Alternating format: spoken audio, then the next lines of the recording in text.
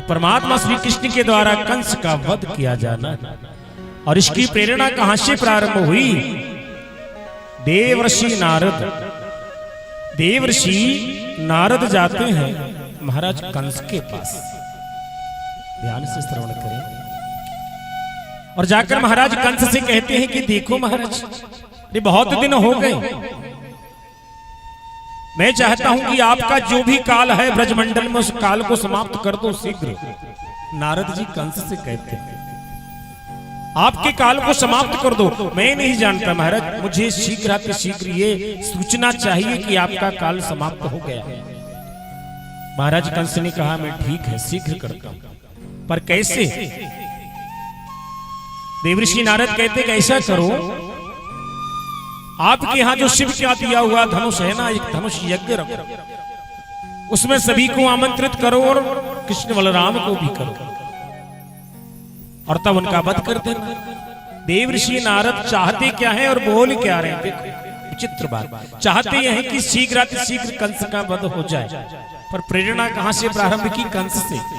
और वही देवर्षि नारद भगवान श्री कृष्ण के पास आकर कहते हैं कि परमात्मा अब सहा नहीं जाता सरकार, देखा भी नहीं जाता, शीघ्र ना कंस का वध करो और संसार से, भूमि से, चराचर से, उसके पाप से मुक्ति दिलाओ प्रभु। भगवान ने कहा कि देवर्षि शीघ्र ही यह कार्य होगा, चिंता ना कर। और एक दिवस कंस ने अक्रूर जी को आमंत्रण किया। अक्रूर जी पधारे और अक्रूर जी से कहा कि जाओ ब्रजमंडल में वृंदावन से ना सभी को बुलाकर लाओ और कृष्ण और बलराम को लिवा कर लाओ। हमारे यहाँ पर सुंदर यज्ञ का महोत्सव है। ये धनुष यज्ञ के महोत्सव में समस्त दूर दूर से राजा पधार रहे हैं, कुमार पधार रहे हैं। अक्रूर जी ने विचार किया कंस महाराज को क्या हो गया, ऐसा क्यों कह रहे हैं? अक्रूर जी ने पूछना चाहे कि महाराज कोई विशेष प्रयोजन? बोले हाँ, जैसे ही वो दोनों यहाँ आएंगे ना, हम उनका वध करवा देंगे। विशेष बात महाराज। अक्रूर जी को बहुत कष्ट हुआ कि बताओ दुराचारी, पापी, अनाचारी कंस के हृदय में श्री कृष्ण बलराम के प्रति कितना द्वेष है, ईर्ष्या है। हाँ सज्जनों, श्री बनवारी लाल पटेल साहब आप मेहरा गांव से पधारे हैं, और श्री जमुना दास जी और श्री संतोष जी आप पतली से पधारे हैं, और श्री लक्ष्मी बाबा जी कजलाल आप वहां से पधारे हैं। आप समस्त आगंतुक सज्जनों का भंडारी परिवार, समस्त ग्रामवासी और व्यासपीठ से सम्मान स्वागत है। कोटि कोटि आपको धन्यवाद महाराज पधारने के लिए। परमात्मा के चरित्र में वही जा पाते हैं महाराज जिनको भगवान बुलाते हैं। बाकी भारत की आबादी 150 करोड़ है, 150 करोड़ लोग कहीं भागवत में नहीं बैठे होंगे, लेकिन जो बैठे ना, मैंने पहले ही कह दिया, सत्य का मार्ग कठिन जरूर है, सत्य का मार्ग कठिन है, लेकिन इसमें भीड़ कम है, कम लोग चलते हैं इस रास्ते पे, तो पहुंचने में आसानी हो जाती है। बोलिए गोपाल कृष्ण भगवान की जय। और अक्रूर जी ने पूछा कि महाराज कंस ये उचित नहीं है। कंस ने कहा कि देखो अक्रूर जी, मैं जो करता हूं वह उचित ही है, आपको मुझे किसी प्रकार का परामर्श देने की आवश्यकता नहीं, हम जो कह रहे हैं वैसा करो। अक्रूर जी महाराज चल दिए और रथ को लेकर ना एक रास्ते में कहीं बैठे, बड़े हृदय को कठोर करके, जो मात्र 1.5 से 2 घंटे का रास्ता बताया है, 10 घंटे में महाराज अक्रूर जी पहुंचे। कैसे जाएंगे, कैसे लिवा कर लाएंगे? और वह भी कंस के दुराचार के कारण, उनके वध करने के कारण, उसकी पाप की, अनाचार की नगरी में अक्रूर जी महाराज संध्या के समय पहुंचे। और संध्या के समय जब पहुंचे तो कृष्ण और बलराम गौचारण, गोपाल बन गए हैं भगवान हमारे, गौचारण करके लौट रहे हैं। और कहते हैं वाह काका जी आप प्रणाम किए हैं, चलो महाराज अपने भवन में ले जाते हैं। नंद बाबा आंगन में बैठे हुए हैं, और तभी ना महाराज अक्रूर जी ने कहा बाबा अरे मैं लिवाने के लिए आया हूं कृष्ण और बलराम को। महाराज कंस ने एक बहुत बड़ा धनुषी यज्ञ रखा है, आमंत्रण है, मैं लेने आया हूं। और ये आवाज पहुंच गई यशोदा मैया के कानों में। मैया अपने काम को कर रही है प्रतिदिन वाला, और काम को छोड़ के ना दौड़ के आंगन में आई। कौन है? और कृष्ण बलराम को कहां ले जाने की बातें कर रहे हैं, कहां ले जाओगे? अक्रूर जी ने कहा कि नहीं, थोड़ा सा काम है, महाराज कंस ने आमंत्रण पहुंचाया दीदी। मैया ने कहा ना, मेरे लाला कहीं नहीं जाएंगे।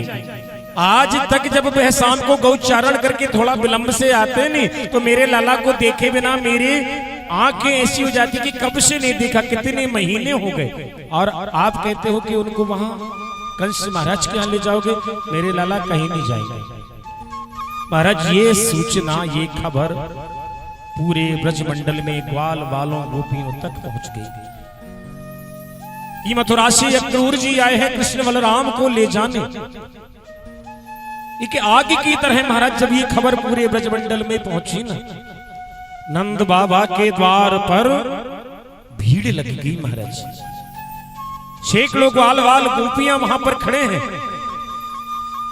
प्रातः काल जाने वाले हैं। रात्रि से जमा बड़ा सा होने लगा दरबार में।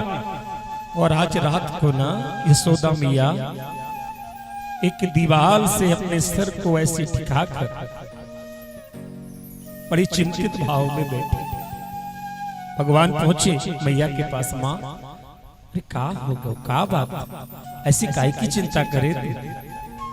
मैया ने कहा कि लला हमको ये पहले से डर था मुझे।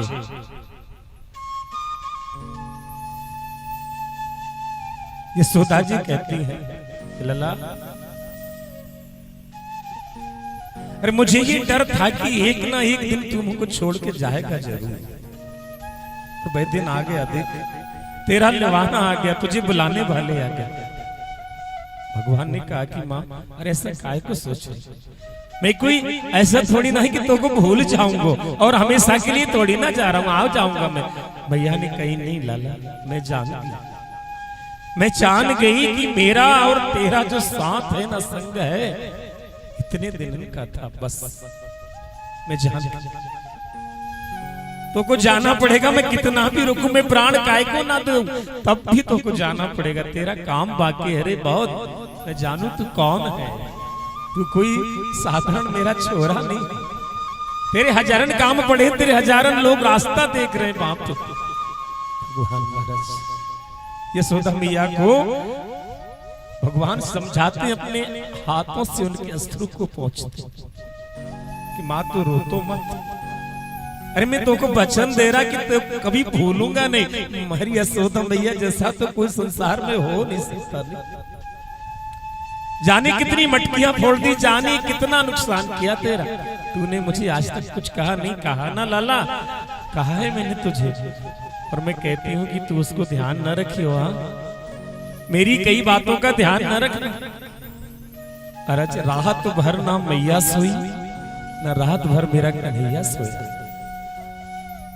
रात भर जागते रहे। प्रातः काल नंद भवन के द्वार पे भीड़ सी लग गई, ग्वाल बाल गोपियों।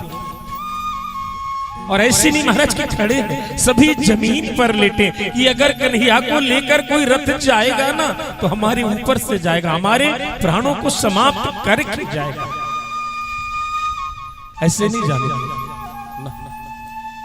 महाराज क्रूर जी ने रथ तैयार किया, ग्वाल वालों को, ग्वालनों को समझाया कि ठहरो, कन्हैया लौट के आएगा। और उसी भीड़ में दूर जब नजर डाली, सबसे आखिर में, सबसे अंत में केस बिखरे हैं, आंखों का काजल बिखरा है, गले की माल भी टूटी सी है, वस्त्र भी ठीक से नहीं पहने, ओंठ सूख से गए हैं।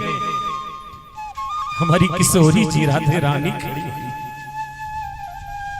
आखिर में। जब नजर दौड़ाई, देखा कि राधे, भगवान ने कहा कि मैं आऊंगा, मेरी बात स्मरण रखना राधा। महाराज कृष्ण और राधे अलग कहां हैं जो समझाने की आवश्यकता पड़े। कृष्ण ने कहा, राधे ने मान लिया, यही तो प्रेम है, यही तो प्रेम का सार है महाराज।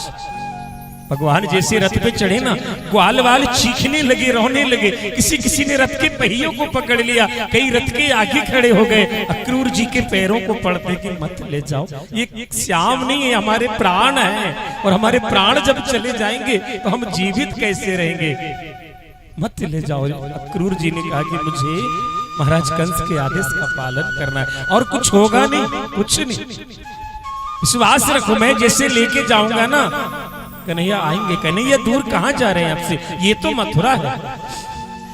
महाराज बड़ा विचित्र किस्सा है।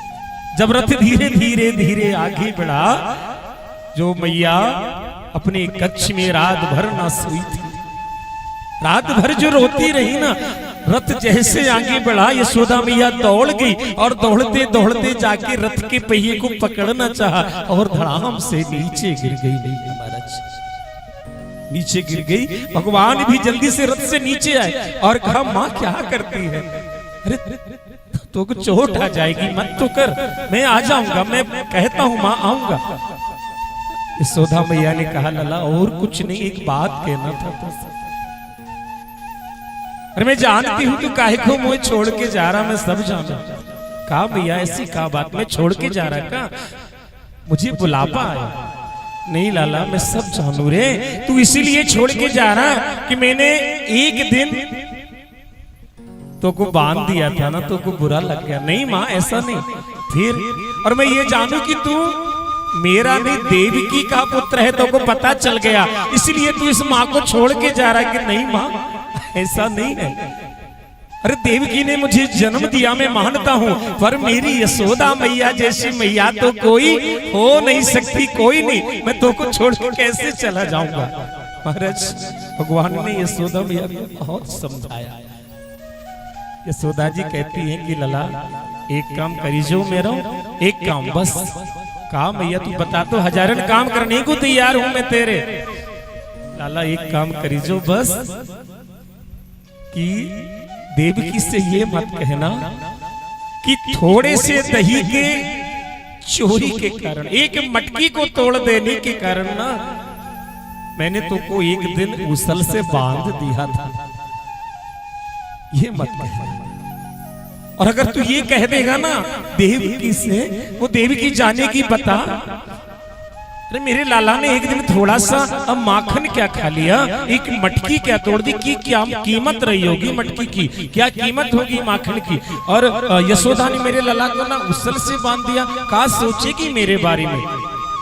नंद बाबा के यहाँ 9 लग गैया, और 9 लग गैया का जो माखन हो उसमें से कन्हैया ने थोड़ा सा क्या चुरा लिया। नहीं